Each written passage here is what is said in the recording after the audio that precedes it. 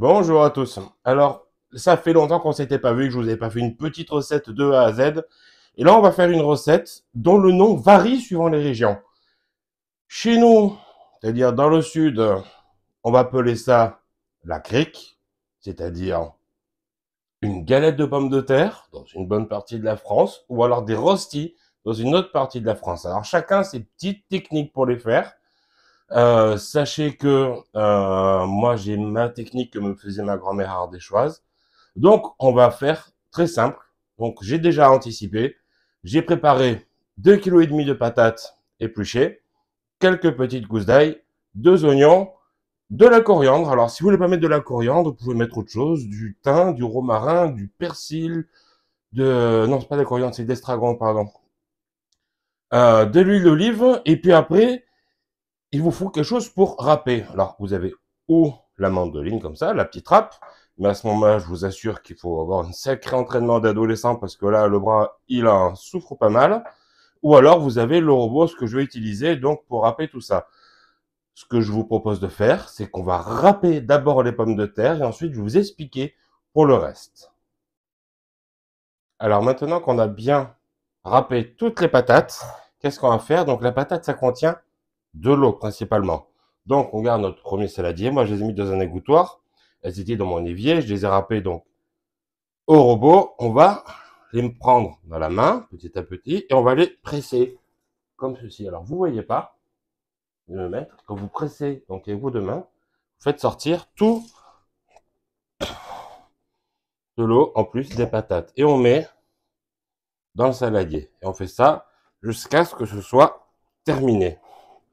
Ensuite, on va pouvoir, après ça, donc, hacher ou râper donc vos gousses d'ail, votre oignon, ou vos oignons, ainsi que les herbes que vous aurez choisies. Ne pas oublier surtout de saler. Et on va mélanger le tout. Donc moi, ce que je vais faire pendant ce temps, je ne vais pas vous faire suivre toute la démarche. Je vais presser toutes les patates, ciseler finement mes herbes, mes 2 oignons, je vais les passer donc à la machine, l'ail aussi, et je vais tout mélanger, et vous aurez tout dedans. Comme ça, quand je vous expliquerai la suite, ça sera directement sur la plaque de cuisson. Alors nous y voilà. Donc j'ai préparé ma mixture donc avec de l'oignon haché, ail, en fait j'ai tout passé au mixeur. Les herbes, j'ai rajouté une petite goutte d'huile dedans pour que ça prenne bien. Vous avez pu voir en fait qu'il y a une légère couleur donc légèrement rougeâtre. C'est parce que j'ai ouvert mon placard à épices et puis j'ai vu du paprika fumé, je me suis dit tiens, je vais en mettre.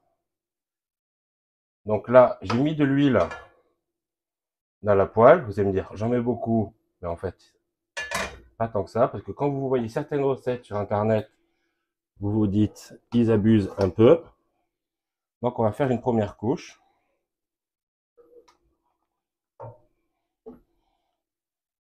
Donc on va même tout mettre.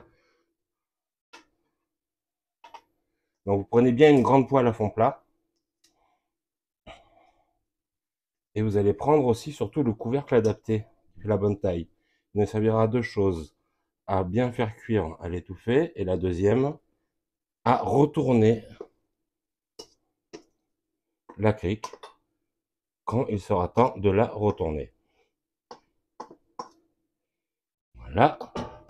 Donc là, on va bien... Oh, j'en ai un peu trop. On va bien la tasser.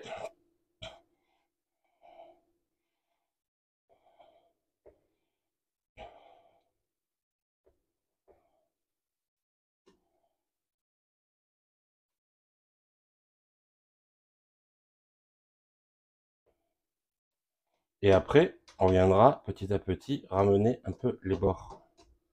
Comme ça. Ça évitera qu'elle se disloque trop.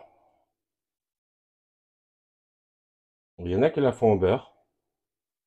Étant donné que le beurre n'est pas très répandu dans la cuisine provençale, là d'où je viens, on n'en met pas. Après, il y en a aussi qui mettent des œufs. Il faut savoir qu'il y a la crique lyonnaise, où il y a beaucoup d'œufs dedans. Et j'ai remarqué, en naviguant un peu sur Internet, que plus on se rapprochait de Lyon, au niveau du sud de la France, bien sûr, et plus on mettait des œufs. J'en ai même vu qu'ils mettaient de la crème et des trucs un peu bizarres dedans. Mais non, là, c'est un repas entièrement vegan.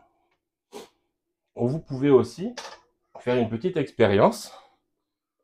C'est-à-dire que quand vous mettez donc votre haché de pommes de terre, vous faites une première couche, vous tapissez par exemple de fromage à raclette ou d'emmental, vous remettez encore une couche de pommes de terre râpées, et ensuite, ben, ça va tout simplement fondre à l'intérieur, en essayant de faire en sorte de bien, que ce soit bien au milieu, bien équilibré, que ça ne déborde pas partout, parce qu'après sinon ça va coller autour. Donc là, comme j'ai quelqu'un qui n'aime pas le fromage à midi, qui vient manger, donc je n'en ai pas mis, on prévoit le couvercle, voilà, et on va le laisser comme ça, quelques minutes, le temps que ça prenne bien dans le fond, et qu'on puisse ensuite, grâce au couvercle, le retourner.